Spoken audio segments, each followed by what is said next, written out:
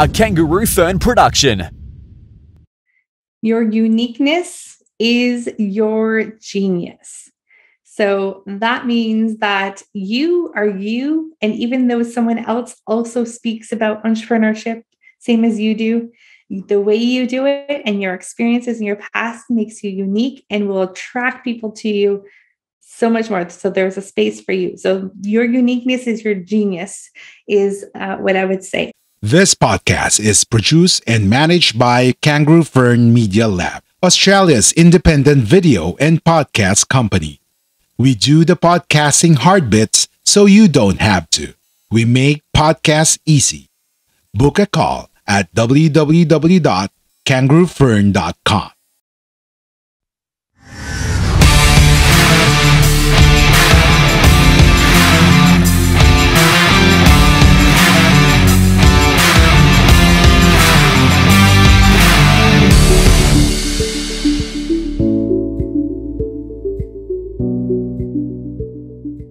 Hello, Fad Fiesta community. Welcome to another episode of That Podcast Exchange. And welcome to the season 4 of our podcast. I can't believe it's almost season 4 now, 4 years now. We're doing this podcast. And today's episode and our today's guest is, she is an international speaker, avid traveler, mom of 2, podcast producer, and host of Amplify You and Blissful Parenting Podcast. Please welcome Michelle Abraham. Welcome to the show, Michelle. Thank you, Miko. Thanks for having me. I'm excited to be here with you today. Thank you for your time, Michelle. So, Michelle, the first time I saw meet Michelle, was during the Freedom Summit. So, I think it's a couple of years ago with the Freedom. It's a long time. Yeah. So, it feels like, I think 3 years ago, maybe? Yeah, 3 years ago. Yeah.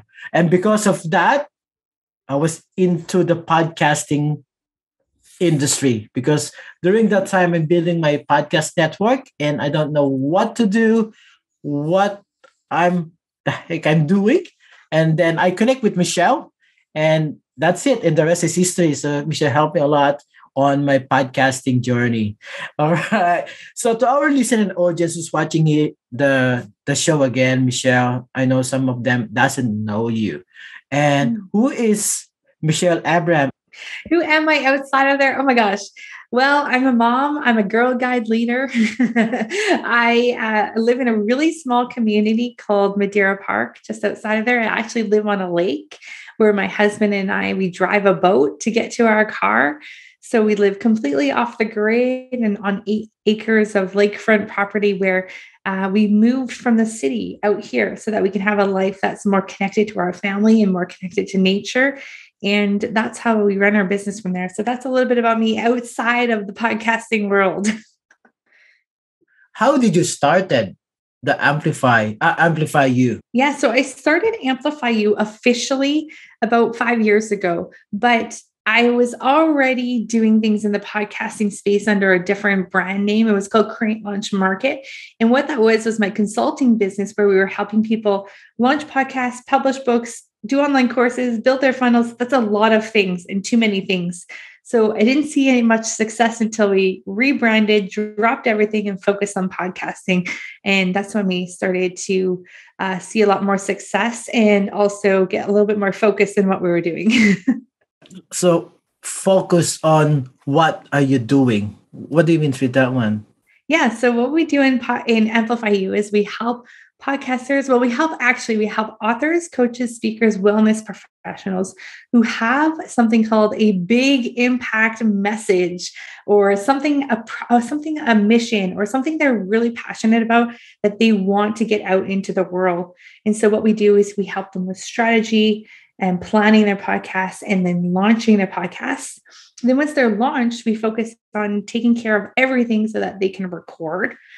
And then after that, we also offer podcast management, podcast monetization, and also helping them get found on other, be booked as guests on other shows.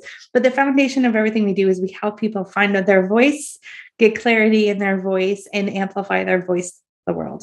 All right. So for our early stage podcasters, so we know we both doing the podcast management for early stage podcaster who doesn't know what to do, and how do you gonna how do they create like a listening worthwhile content? It's a great question. So I believe that your content should be consumed in a way that's going to help your listeners. So your listeners are going to be impacted by your message that's going to spark something emotionally inside of them and make them take action on something.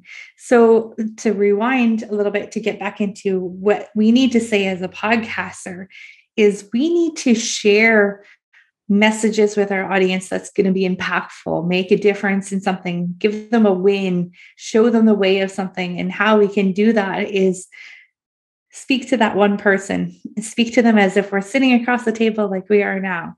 Speak to, instead of them speaking to many, so speak to that one person. And typically, if you think about it, oftentimes the problem that our listeners are trying to solve was something that we've already solved or gone through in our own lives, or our guests have done the same. So that's how we find that you make transformational, more podcasts more transformational, and the information and the content within the podcast more impactful and meaningful is by really addressing that singular person and sharing with them some wins and giving them some things that they can then feel like they've gotten tons of value from their show, just like you do on this show. So transformational episode. What is that? So I'm just Yeah. Is that a new thing? That is a new thing. It's not a new thing. It's just something that Evans, one of my business partners, and I, who have kind of really looked at what's working in podcasting, what's not working, and what is working. And we I just want to share this with your audience because they might be all different kinds of podcasters. The podcasters we specifically work with have a business, they're entrepreneurs, and they want to connect their podcast back to their business. So, we're not sports podcasts or comedy podcasts or podcasts that, want to make a business from the actual content, like hired actors and those kind of things. So it's a very small kind of podcasting that we're talking about here. But what we're talking about is the impact and making a difference in the listener's life. So transforming your listener as they're listening. And so we have a formula for how you do that throughout the episodes by saying specific things in the framework over the first few episodes so that the listener gets to know you, the host, before you start bringing on other experts and other people as guests. It's one mistake I made in my podcast right from the beginning is not allowing my listeners to get to know me as the person I am, as the host, before I started sharing the stage with everybody else. So you're saying you have to have your niche and your actual customer avatar first before you do everything? That's an interesting question. And I have a couple of different answers for it. So I think that you need to have someone in mind as to who you want to speak to. But I think you also need to be flexible because as podcasting is very much there's a lot of personal development that happens. I'm sure you'd agree that as a host, you grow a lot as a person because you're learning. I mean, I'm a great parent now because of all the podcasting, the parenting space, all the parenting experts I've interviewed. I've got a lot of coaching. And so I think as your time goes on in a podcast, you start to get more clear in your message, your voice gets stronger, and then you can kind of refine and redirect your who your perfect avatar is. So it doesn't need to be perfect out of the gate. I think it could change and grow. And where we see a lot of things happening right now is in a relaunch. So instead of pod fading, closing a show, stopping a show, you can look at it as doing another season. You can look at it being more focused, getting more clarity and more. And instead of stopping, continuing on, but just do maybe new branding, new intro, new outro with a new focus. What is your advice for yourself? People who is starting a podcast and then after 3 or 6 episodes, they just gone, just a pod fade. So I know we have almost 2 million podcasts now, but most of them are not really active. So what's your advice for them so that you have to have be a passion, or they need to know that the podcast is not easy to do? I think there's a couple of different things of what stops people in their tracks. One is maybe they just heard they needed a podcast. They went out there, they got started, they took action, which is awesome. But then as they started going, they realized that it's not really what they wanted to talk about. So instead of taking that moment, like I just said, to refresh, relaunch, refocus, they just stop. That's one thing I see. The other thing I've noticed is that it also could potentially be the amount of time it takes to actually manage the podcast ongoing. So one of the reasons, and you and I have talked about this before, is one of the reasons we started podcast management, and you feel, I think, the same way, is to support people beyond that launch. There's so many programs out there that teach people how to launch. And then it's like, okay, you're launched. See you later. Like, thanks for coming out. And that's, I think, when people go, what? Like, I don't know how to do any of this. Like, what? And so I think we both have got businesses that really support people so that they can focus on what they do best, which is the content creation. That's their zone of genius, not the podcast editing, publishing, promoting, social media stuff, graphics. Like, that's our genius. That's our team stuff, right? Yours and mine. And that's why I love supporting people in that, because it allows them to continue on. Where I think a lot of other people don't have that kind of support. They just like give up and feel like, oh my gosh, they're spending so many hours a month in their working on their podcast. They added up the other day, I think it was about 4 hours a week the average person is spending on the podcast. Was that 16 hours of time in your business, where if you focus on income generating activities for 16 hours a month in your business, I bet that would 10x the amount of money it costs to have a podcast manager. So great. So they have to have their clarity and what, or it can be like a long planning is not just like, I have an idea, let's do this. So you have to have a plan and your clarity for who is your audience. Yeah. And I think getting some support, find a podcast coach, or take a podcast course, or find an expert who's done it, or a friend who's already done it, or join a network. Find someone that's already doing what you want to do, and let them help you, because when you have the support, it's going to help you with the clarity and the strategy. Also, there's a lot of strategy that goes behind in the planning of a podcast to make it really work. If you don't have any of that strategy, you're probably going to pod fade, like so many shows. I think what I've heard recently is that there's 700,000 active podcasts, where there's actually 2.7 million podcasts now. It's just going crazy. When I was looking back at the stats, I think 4 years ago, it was about 500,000 podcasts out there. It's crazy how fast it's grown. So what do you think will be happen on podcasting now in 2 to 5 years time? Is that going to be, as of now, it's still in infancy, they consider infancy, but what is your future, or what do you think in the future for this platform? I'd be also curious to know what your thoughts are on this particular topic too. And I'm going to turn the question back to you in a second. I think that everyone's going to have a podcast soon. I think everyone who has a business is going to realize that they need to have an audio way of connecting with people, because people are on the go wherever they go. Time and attention is your most valuable asset. And when you have a platform that you can speak to your audience with, but they can take you with them wherever they go, I think that the huge opportunity there for podcasters, for businesses, specifically entrepreneurs and businesses, to be able to speak to their audience in a way.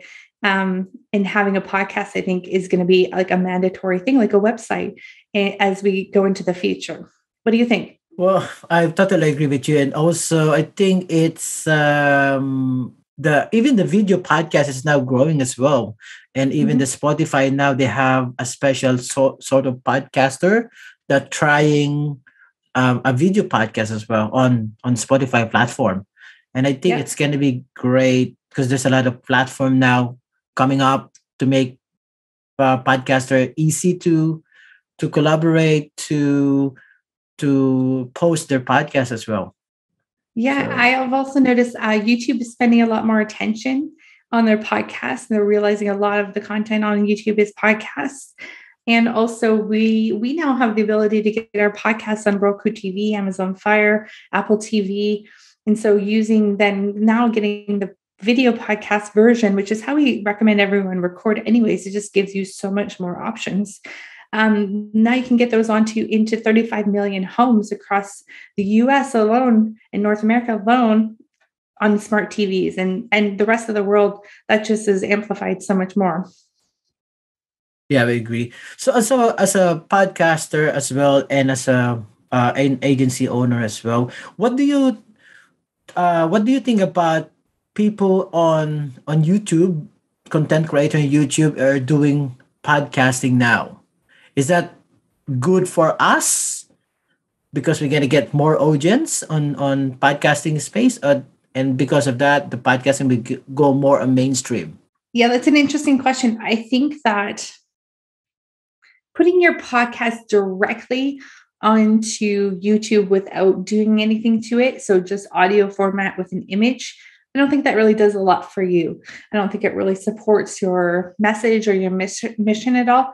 What I would suggest doing is taking a good, like, 5-minute clip from your show. Maybe when you're recording it, you have a segment that's 5 minutes or 7 minutes, maybe more of a how to. That really does well on the platform. I think just putting content on a platform for the sake of putting content on a platform will get you some listeners or get you some more viewers. But I think making it applicable to how they do content on the platform. So YouTube loves how-to videos. I mean, my husband spends all his time on YouTube learning how to fix different things in our house. And so the how-to content's really good there. So I think, yes, putting it over there is good. I think it's going to help us. There's also a lot of content over there. So how do you stand out, and how are you different? I think one is having that very specific call to action in your content, but also maybe shorter clips that then you can refer people back to the whole episode. I mean, I think visual people are on YouTube, audio learners are on listen by audio. So I think you kind of got to play with both of those. So just putting an audio thing with a stagnant picture on a video platform probably is not going to help our show tons. It's good to just be there, but if you want to really make it work for you, I think you need to put a little bit more effort into it. All right. So you're saying it's just a short clip so that they can go to the actual podcast platform instead of the video. It could, yeah. I think that works well. Also, I think putting your whole video podcast on there works well. I think the more things that you can put on YouTube, the better. So maybe you do all three. Maybe you do a videogram clip, a 5-minute clip, and the full clip. I think the more things out there, the better. Yeah, that's a hard work. A lot of Yes. people. Yeah. So next question I have is that, so some YouTubers are doing podcasts now. Is that good for us? I think, sure. Yeah. I think YouTubers have tons of viewers. And if they're doing podcasts, that's just bringing more people, more listeners to the podcasting space. And I think that's good for us. I don't think that means that it's more saturated or it's, there's no room anymore for you in the podcast space. I think having YouTubers become podcasters is a great thing. Thank you for that. So let's go back to your podcasting business. So what was the one thing that really helped your business taking off? So number one thing is when I focused, I dropped everything that I was doing and focused on doing one thing, and that was podcasting. So the second we focused on the one thing is we got very clear on that. So that's where we really came out of the gates doing well. The second thing that was the next reiteration of that, or more refining of that, is that when we one day said, we only want to work with people who are creating a movement and want to make an impact in the world. Those are the only clients we work with. Since then, the business has gotten a lot more successful because we're very specific about who we work with. And those being so specific like that, we have like no refunds. We have very little client issues, like zero. And we also have our clients are massive referral machines. So they refer so many people because we speak their language. We we understand them and we can work with them. So when we figured out who it is that we want to work with, I was just in a room today. We did a 3-hour workshop this morning, planning your workshop. There was 20 of them, and all 20 of them shared their stories. The similarities and the connections that were made in that room, because we attract similar kind of people, was incredible. Like all heart-centered, kind people out there to make an impact, whether it be in wellness and business and wherever, whatever space, spirituality, whatever space it is. So it was really cool to just have that reiterated this morning, even, as that was a very smart decision a couple of years ago that we said that. All right, thank you for that. So for, say, I know some people, some virtual assistant also watching and listening on the show as well. What is your advice to them if they are wanted to become a podcast manager, a podcast producer? What do you think the skills they need to be like you? So in our business, we've created some unicorns.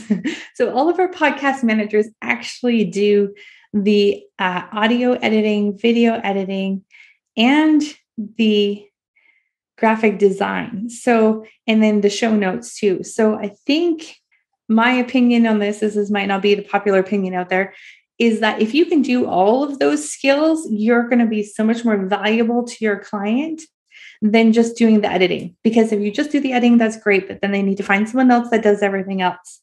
So as a VA, if you can create a plan or create a system that includes the start to finish of the show, and then give the clients something to give back to their guests to promote, or them to promote, or even promote for them on social media, you're helping take off a lot of things off of their plate rather than just one piece of the puzzle. Thank you for that. What is your personal definition of success? Wow, that's a great question. My personal definition of success is that you feel at peace inside. So you feel at peace, fulfilled, and whatever you're doing does not feel like work. I think that's when the success comes. The money will come if all those things are in a line. So it's those three things, I think, that really allow you to be successful, or what I feel like is successful. So, in line with the successful, as an early stage podcaster, how would you advise them to taking off of being a successful? Because some of them, the definition of successful, some of them are more downloads, but other it's not. My goal in my podcast is not downloads. I mean, downloads are nice, but I challenge those who are chasing the download numbers to think about your podcast in maybe a slightly different way. I use my podcast as a tool in my business. It's one of the most successful tools in my business because I can leverage the platform to create relationships. So my business is all, I think business relationships is a currency of the future. And I think creating those relationships through your podcast is what moves the needle on your business growth and success. So I'd focus on the relationships, the type of people that you are bringing on your show to interview, the type of shows you are creating, and that, bringing on your clients, your success stories, your friends, your family. Those are all okay. Like that's what the relationships that are created in the podcast are awesome. So, how's to be the same value that you are creating? It's not just everywhere. That's right.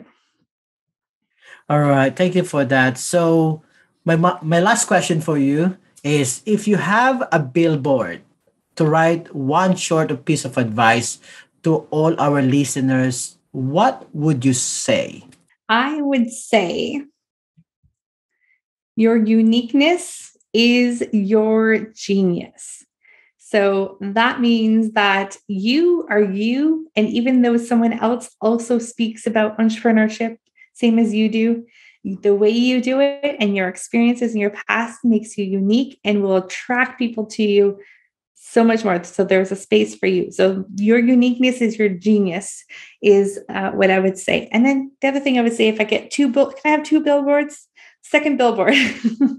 Second billboard is if you're not embarrassed by your first few episodes, you waited too long to get it out there. Those are my two billboards for you. All right. Thank you so much, Michelle. So, to our listener audience, where can they contact you online? Sure. Yeah, I like to see that I'm the best kept secret out there because my website has been not working for about a year.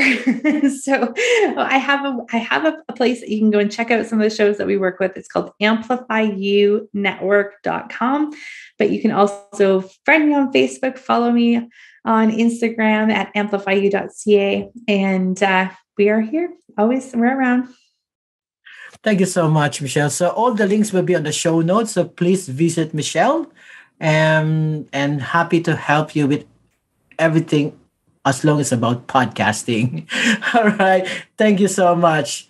Enjoy the rest of the day and see you again for another episode of That Podcast Exchange in 2 weeks' time. See ya.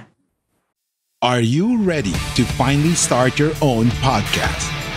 Maybe you already have one, but need a podcast manager to help you level up. We're here for either.